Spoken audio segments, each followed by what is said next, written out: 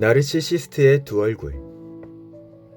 어떤 이들은 이미 어릴 때부터 자기 회의를 억제하기 위해 무의식 속에서 나름대로 전략을 마련한다.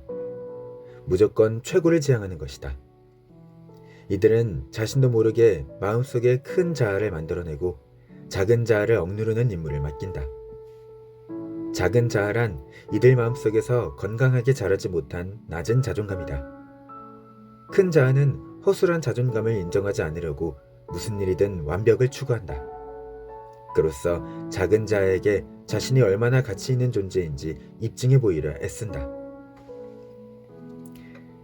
그렇다. 나르시시스트들의 이야기다. 나르시시스트는 마음 저 깊은 곳에서 자신이 무가치하고 왜소하다고 느낀다. 그러나 한편으로는 안간힘을 다해 그것을 뒤바꾸려 노력한다.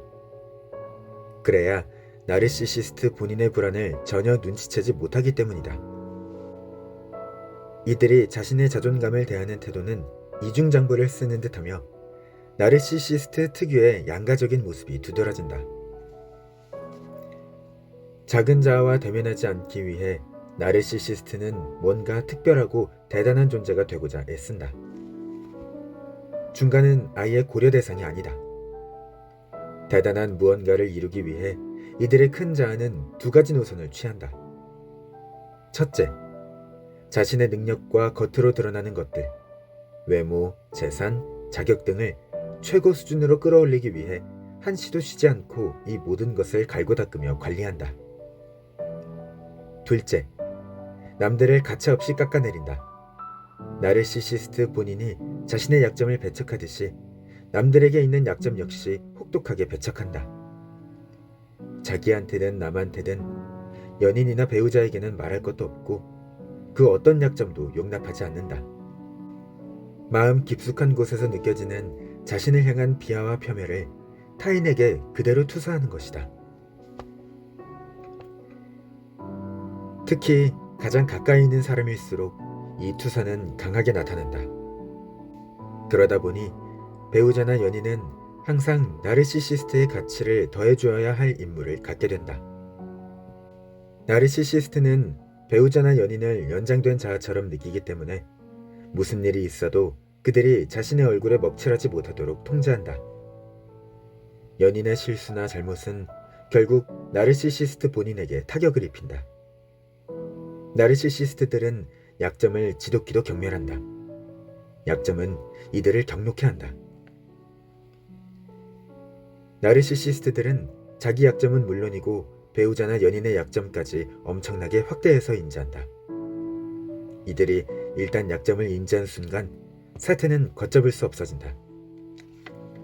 배우자 혹은 다른 중요한 주변인의 약점이 워낙 크고 강하게 인지되기 때문에 나르시시스트들은 자신에게 상대방을 호되게 비판하고 야단칠 권리가 있다고 결론을 내려버린다. 상대방은 나르시시스트의 불같은 공격 세례를 그대로 받아내야 한다. 이 공격은 나르시시스트가 스스로를 혹독하게 멸시하고 억압하는 데서 튀어나온다.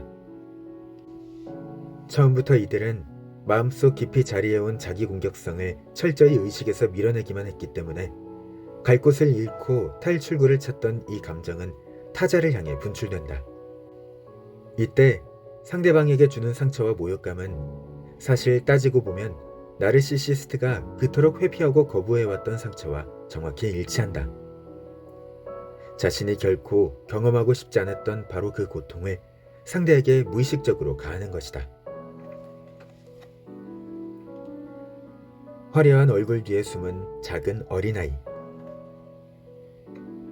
나르시시스트가 타인을 멸시하는 데에는 사실 다른 이유도 숨어있다.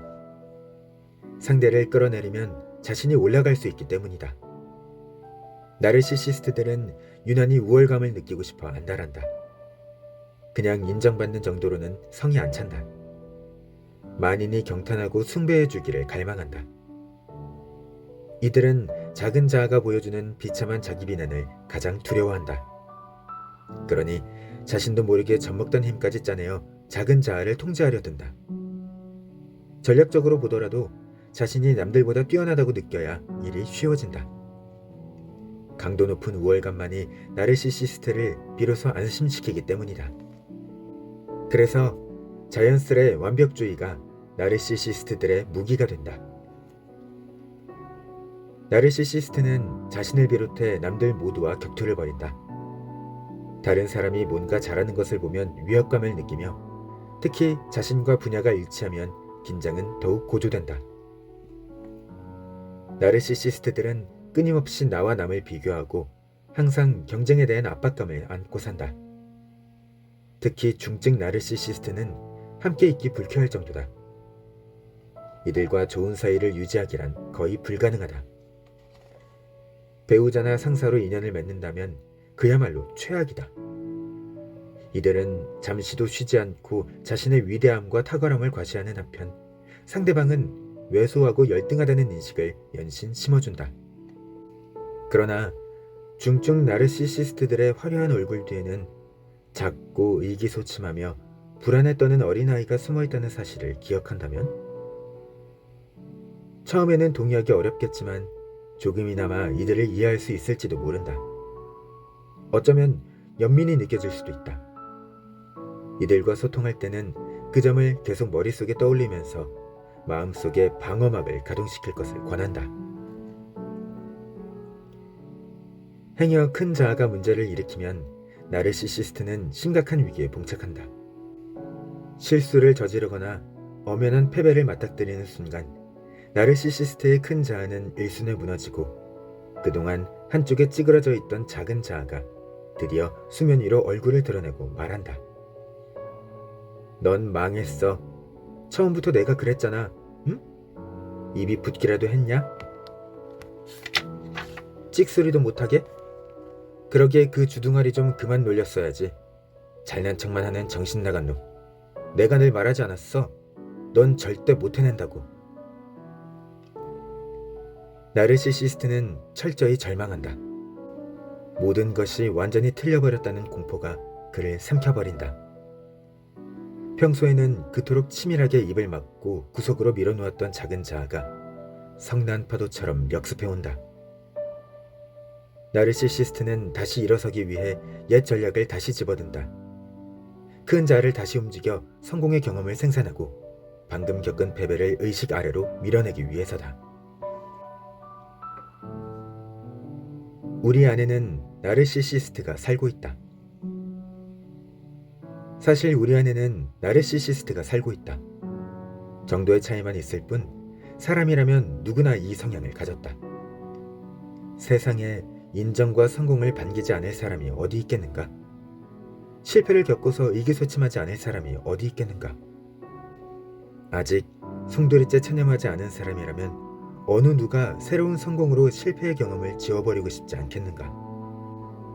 자신에 대한 회의를 될 수 있는 한 드러내지 않으려 갖은 애를 써보지 않은 사람이 어디 있을까?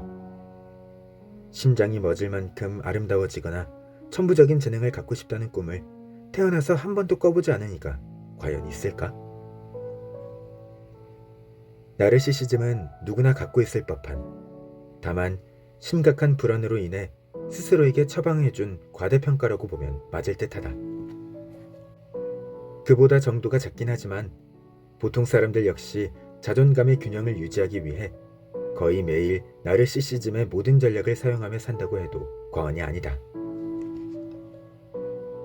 중증 나르시시스트가 비호감인 이유는 따로 있다. 자기 외에 다른 사람들을 모조리 깔아뭉개는 습관 때문이다.